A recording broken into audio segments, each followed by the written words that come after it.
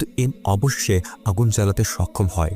তখন পেছনে তাকিয়ে দেখে আত্মাটি নেই, তবে করিডোরে একদম শেষ প্রান্তে দাঁড়িয়ে আছে স্থির হয়ে। ধীরে ধীরে সিঁড়ির দিকে ভেসে যেতে থাকে। এম সিঁড়ির কাছে গিয়ে বলে, কে ওখানে?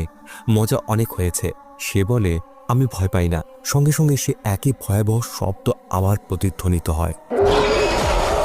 ঠিক তখনই কোনো অদৃশ্য শক্তি তাকে জোরে ধাক্কা মারে। সে গড়িয়ে পড়ে সিঁড়ি বেয়ে নিচে। কিছুক্ষণ পরে এম তার জ্ঞান ফিরে পায় এবং এক দানবীয় কণ্ঠ তাকে সতর্ক করে বলে, পরের বার তুমি বাঁচবে না। এম ওপরে তাকিয়ে দেখে সিঁড়ির ওপরে এক অস্পষ্ট ছায়া দাঁড়িয়ে আছে। কিছুক্ষণের মধ্যে সেটি ঘুরে চলে যায়। পরের দিন সকালে মা এমকে জিজ্ঞেস করেন, গত রাতে কি হয়েছিল? এম বলে, কিছু না। কিন্তু মা কড়া স্বরে সতর্ক করেন, তুমি যদি সামলাতে না পারো, আমি নিজের নিয়মে শৃঙ্খলা ফিরিয়ে আনব। মা চলে গেলে এমের বন্ধুরা ইংকে ঘিরে ধরে।